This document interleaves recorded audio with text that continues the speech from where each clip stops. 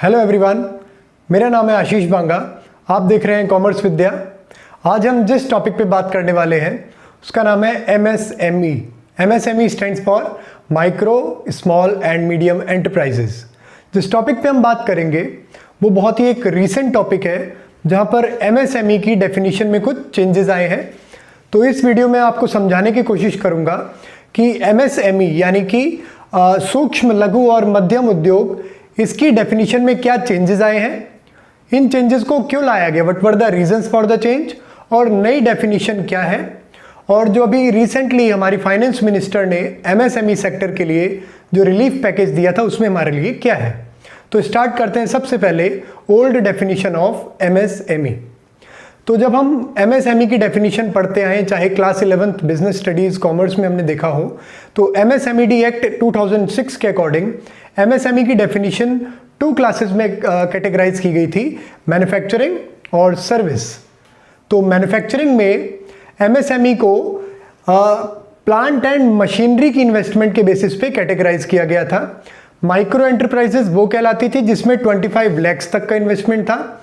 इसके बाद आती थी स्मॉल एंटरप्राइज जहां पर 25 लाख टू 5 करोड़, और मीडियम एंटरप्राइज जो 5 करोड़ से 10 करोड़ तक जाती थी। But this is a old definition now. ऐसे ही सर्विस सेक्टर की अगर बात करें तो यहां पर इन्वेस्टमेंट था इक्विपमेंट्स में। Manufacturing investment was in plant and machinery, now the investment is in equipments. तो micro was up to 10 lakh, small 10 lakh to 2 crore, और मीडियम 2 करोड़ टू 5 करोड़। ये भी हमारी डेफिनेशन अब पुरानी हो चुकी है। तो सवाल उठता है कि ये बदलाव लाने की जरूरत क्यों पड़ी। आपको पता ही होगा अभी जो हमारे देश में कोरोना से जितना हम लोगों को प्रॉब्लम्स आ रही है, तो जितनी भी हमारी एमएसएमई सेक्टर या कोई भी ऐसी इंडस्ट्री जहां पर उनको वर्किंग कैपिटल से रिलेटेड प्रॉब्लम्स आ रही हो, अपने यहाँ के बेसिक एक्सपेंसेस पूरे करने से रिलेटेड प्रॉब्लम आ रही हो, या उनको अपना एम्प्लॉयज़ की सैलरी वेजेस देने में प्रॉब्लम आ रही हो, तो ऐसी चीज़ों को देखते हुए एमएसएमई की डेफिनेशन में कुछ बदलाव लाने पड़े। हमारे केंद्रीय मंत्री श्री नितिन गडकरी जी का भी यही कहना था कि उन्होंने कुछ अलग अलग एसोसिएशंस और इंडस्ट्रियलिस्ट से बात करी, तो यही सामने आया कि टर्नओवर लिमिट को भी बढ़ाया जाए ताकि वो इंडस्ट्रीज जो एमएसएमई के लिए अपने आप को एलिजिबल नहीं मान पाती थी वो भी सब्सिडीज और बेनिफिट्स का एडवांटेज ले सके। तो इस नई डेफिनेशन को समझने की कोशिश करते हैं। तो सबसे पहले हम लोग यहाँ पर देखेंगे कि एमएसएमई को अब किस तरीके से समझा जाएगा।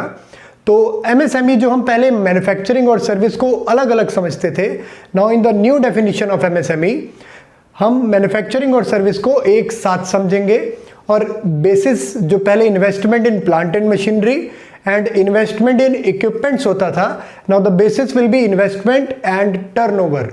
तो माइक्रो यूनिट्स कौन सी होंगी? दोज यूनिट्स जिसमें 1 करोड़ तक का इन्वेस्टमेंट और 5 करोड़ तक का टर्नओवर होगा। स्मॉल यूनिट्स जिसमें 10 करोड़ तक का इन्वेस्टमेंट और 50 करोड़ तक का टर्नओवर। इसके बाद मीडियम यूनिट्स। तो मीडियम यूनिट्स में बहुत बड़ा चेंज आया है। मीडियम यूनिट्स जिसका इन्वेस्टमेंट 50 करोड़ रुपीस तक का और टर्नओवर 250 करोड़ रुपीस तक का, इनको हम एमएसएमई के मीडियम यूनिट्स में कैटेगराइज करेंगे। अभी कुछ दिन पहले जब 13 मई को फाइनेंस मिनिस्ट्री ने एमएसएमई के लिए राहत पैकेज हमारे को बताया था, उसमें उन्होंने मीडियम यूनिट्स को 20 करोड़ की इन्वेस्टमेंट और 100 करोड़ के टर्नओवर तक बताया था। बट अभी रिसेंटली जो 1 जून को कैबिनेट मीटिंग के बाद फैसला लिया गया, तो 50 करोड़ के इन्वेस्टमेंट तक को मीडियम यूनिट्स में, जिनका टर्नओवर 250 करोड़ से कम का है। ये सब करने से वो सब इंडस्ट्रीज भी एमएसएमई कैटेगरी में आ जाएंगी जो बहुत बड़ी इंडस्ट्रीज थी, क्योंकि ये बहुत बड़े स्केल पर हमारे यहाँ पे एम्प्लॉयमेंट और वर्किंग कैपिटल इनको अगर मिल जाएगा तो काफ़ी हद तक ये हमारी जीडीपी को सपोर्ट कर पाएंगे। अब हम आगे आखिरी चीज़ समझते हैं कि जो एमएसएमई के लिए रिलीफ पैकेज आया था उसमें क्या है हमारे लिए। बहुत सारी चीज़ें थी। सबसे पहले हम लोग समझेंगे कि फाइनेंस मिनिस्ट्री ने 3 लाख करोड़ का कोलेट्रल फ्री ऑटोमेटिक लोन का सैंक्शन किया हमारे लिए, जिसका टाइम पीरियड 4 इयर्स का रहेगा। कोलेट्रल फ्री का मतलब है यहाँ पर सिक्योरिटी फ्री।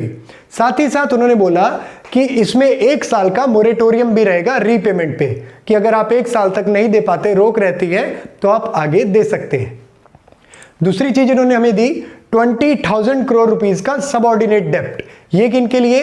ये स्ट्रेस्ड एमएसएमईज के लिए था, जिसके लिए इन्होंने CGTMSE नाम का एक फंड बनाया, एक ट्रस्ट बनाया, जिसके थ्रू इनको फंडिंग की जाएगी।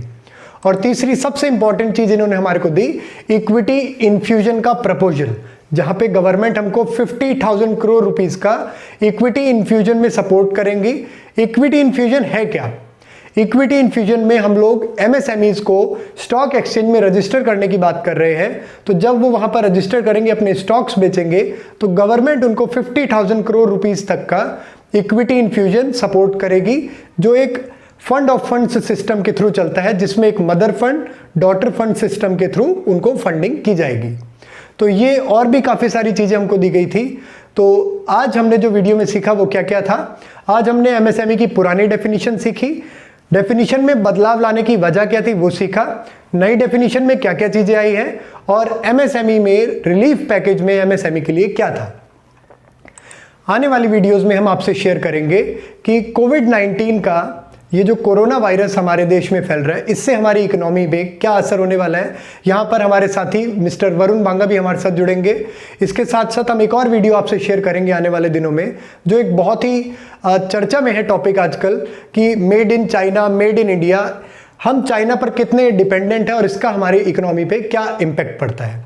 आप हमारे साथ जुड़े रहिए इसी चैनल पर, सब्सक्राइब कीजिए हमारे चैनल को आने वाली वीडियोस को देखने के लिए।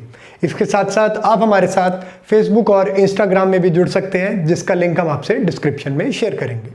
Thank you so much.